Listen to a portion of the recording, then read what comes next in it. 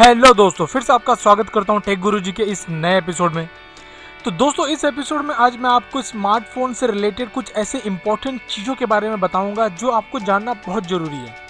दोस्तों, जब भी आप स्मार्टफोन लेने जाते हैं, स्मार्टफोन लेने के टाइम ऐसे बहुत सारे इंपॉर्टेंट शब्द होते हैं, इंपॉर्टेंट वर्ड होते हैं जो जब वो चीज़ें आपके सामने आती है तो आपको लगता है कि ये किसके बारे में बात कर रहे हैं। तो दोस्तों, आज मैं आपको कुछ ऐसे इंपॉर्टेंट चीज़ों के बारे में बताने वाला हूँ, जानना बहुत ज़रूरी है अगर आप स्मार्टफोन यूज़ करते हैं तो चलिए दोस्तों, मैं आपको बताता हूँ।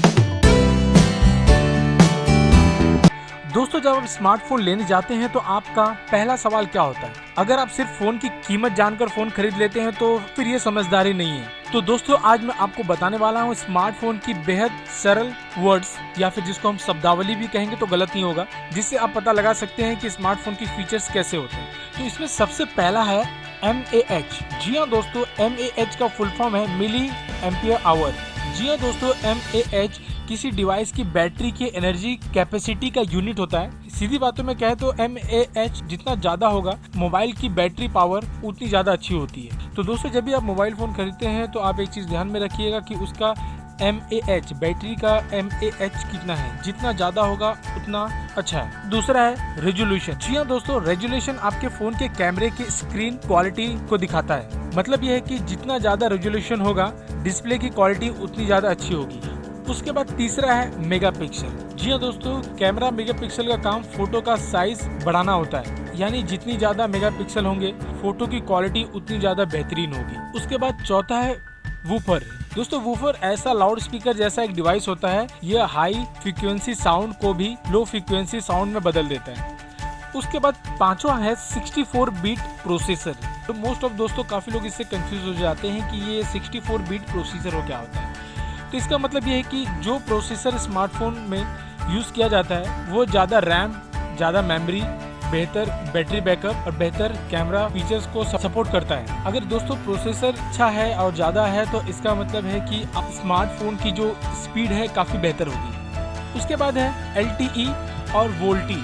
आजकल दोस्तों इस शब्द का काफ़ी इस्तेमाल किया जा रहा है जब से ये रिलायंस 4G आया हुआ है। LTE का फुल फॉर्म है लॉन्ग टर्म इवोल्यूशन। सीधे शब्दों में अगर किसी फोन को LTE फीचर है तो इसका मतलब है कि 4G फीचर के साथ आ रहा है, और वो LTE का मतलब है वॉइस कॉलिंग भी डेटा के जरिए होता है। तो वोल्टी का मतलब दोस्तों, आपने जैसा रिलायंस जियो में देखा कि आप इंटरनेट अगर चालू है तो आप कॉल कर सकते हैं, तो इसका मतलब है कि ये इंटरनेट के डेटा के थ्रू आप कॉल कर सकते हैं। उसके बाद है हॉटस्पॉट। जी हाँ दोस्तों, हॉटस्पॉट एक ऐसा फीचर है जिसके जरिए एक डिवाइस अपने इंटरनेट कनेक्शन को वाईफाई के द्वारा दूसरे डिवाइस को शेयर कर सकते हैं। उसके बाद है आठवां है वो है WCDMA। सीधे शब्दों में दोस्तों WCDMA का मतलब आप समझ लीजिए कि 3G टेक्नोलॉजी। उसके बाद नौवां है 4000 डिस्प्ले क्वालिटी। जी हाँ दोस्तों, इसका मतलब ये है कि उस डिवाइस में HD से 8 गुना बेहतर डिस्प्ले क्वालिटी है। इसमें 4000 डिस्प्ले क्वालिटी रेजोल्यूशन मतलब कि 4000 पिक्सल। उसके बाद 10वां है एंड्रॉइड 7.0 मार्शमैलो। जी हाँ दोस्तों, ये एंड्रॉइड ऑपरेटिंग सिस्टम का एक लेटेस्ट वर्जन है जो कि 6.0 मार्शमैलो इससे पिछला वर्जन था।